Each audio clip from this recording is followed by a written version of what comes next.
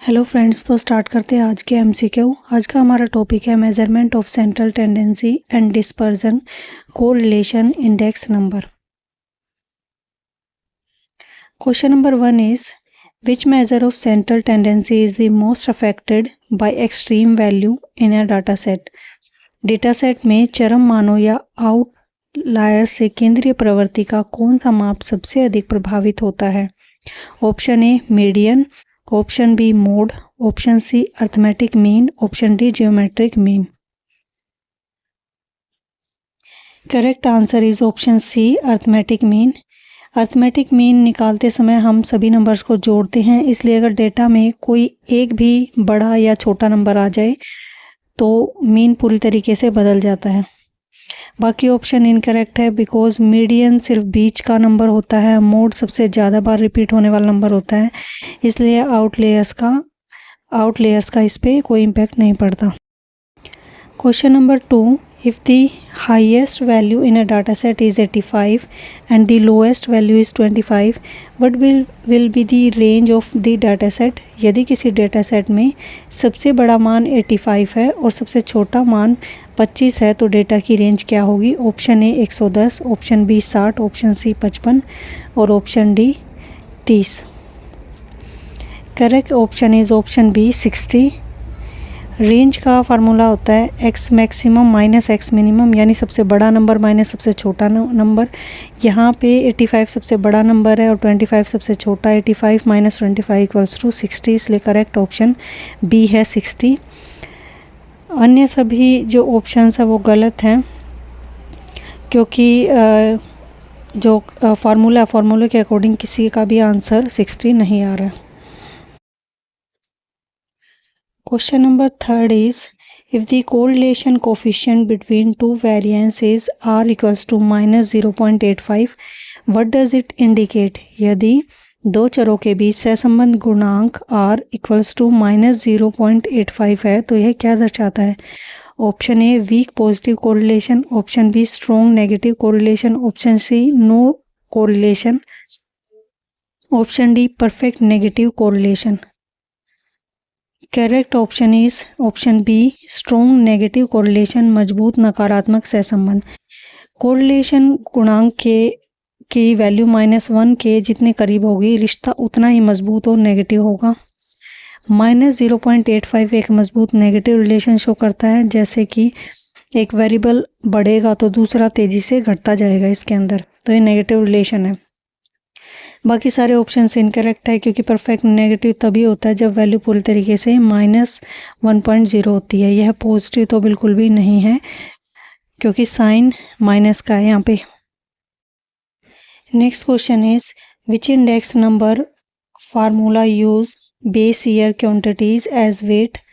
कौन सा सूचकांक मूल सूत्र आधार वर्ष की मात्रा को भार या वेट के रूप में उपयोग करता है? Option A Paasche index, option B Fisher index number, option C Laspeyres index, option D Bowley index.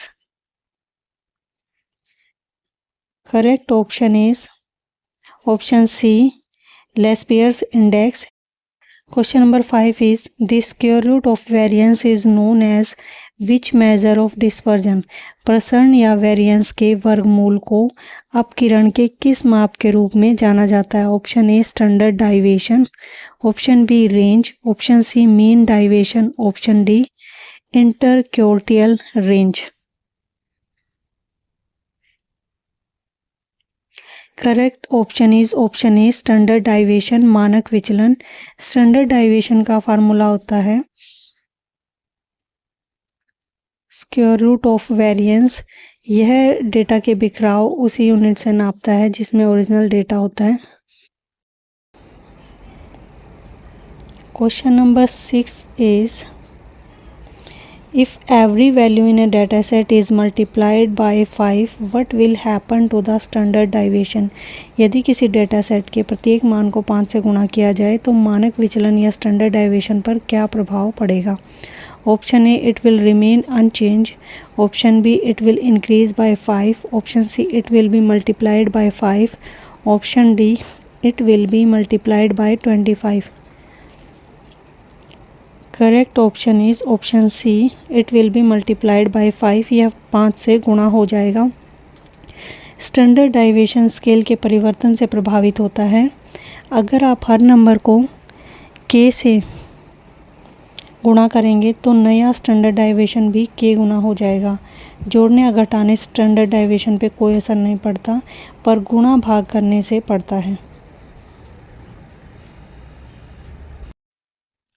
Question number 7 is which measure of central tendency is ideal for calculating the average speed of a journey और average growth rate. यात्रा की औसत गति या औसत विकास दर की गणना के लिए केंद्रीय प्रवृत्ति का कौन सा माप आदर्श है? Option A arithmetic mean, option B geometric mean, option C harmonic mean, option D median. Correct option is option B geometric mean.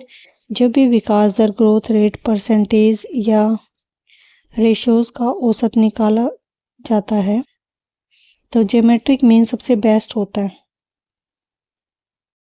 Question number 8, if the Pearson correlation coefficient R between two variance is exactly 0, it means यदि दो चरों के बीच Pearson सहसंबंध गुणांक r बिल्कुल 0 है तो इसका अर्थ है option A is there is no relationship at all, option B there is no linear relationship, option C they have a perfect non-linear relationship, option D one variable is constant। correct option is option B there is no linear relationship, उनके बीच कोई रैखिक या सीधा संबंध नहीं है। Pearson का R केवल लीनियर रिलेशन को नापता है। अगर R इक्वल्स टू 0 है तो इसका मतलब है सिर्फ यह है कि इनके बीच में कोई सीधा रेखा वाला संबंध नहीं है, लेकिन इनके बीच कोई घुमावदार रिलेशन हो सकता है। Next question is Fisher ideal index number satisfy which of the following test. Fisher का आदर्श सूचकांक निम्नलिखित में से किस परीक्षण को संतुष्ट करता है? Option A time reversal test only, केवल समय उत्क्रमण परीक्षण, option B factor reversal test only, option C both time and factor reversal test, option D circular test only. Correct option is option C both time and factor reversal test, समय और कारक उत्क्रमण परीक्षण दोनों। Fisher के index को आदर्श इसलिए बोला जाता है क्योंकि यह टाइम रिवर्सल टेस्ट और फैक्टर रिवर्सल टेस्ट दोनों को पास करता है। लेस्पियस और पाशे के इंडेक्स इन दोनों टेस्ट को पास नहीं कर पाते हैं, इसलिए बाकी विकल्प गलत हैं। फिशर का इंडेक्स सर्कुलर टेस्ट पास नहीं करता है। Question number 10 is for a symmetric distribution which of the following relationship hold true. एक सममित वितरण या सिमेट्रिक डिस्ट्रीब्यूशन के लिए निम्नलिखित में से कौन सा संबंध सत्य है? Option A mean is greater than median is greater than mode, option B mean is less than of median and median is less than of mode, option C mean median तीनों इक्वल है, option D mean median और mode तीनों not equal है। Correct option is option C mean median और mode तीनों equal होने चाहिए। एक परफेक्ट सिमेट्रिक डिस्ट्रीब्यूशन जैसे नॉर्मल डिस्ट्रीब्यूशन में डेटा दोनों तरफ बराबर होता है, ऐसे में मीन मीडियन और मोड तीनों एक ही बिंदु पे मिलते हैं। विकल्प ए और बी एसिमेट्रिक है, स्क्यूड है, स्क्यूड डिस्ट्रीब्यूशन को शो कर रहे हैं। यहाँ डेटा एक तरफ झुकाव आ गया डेटा में, इसलिए।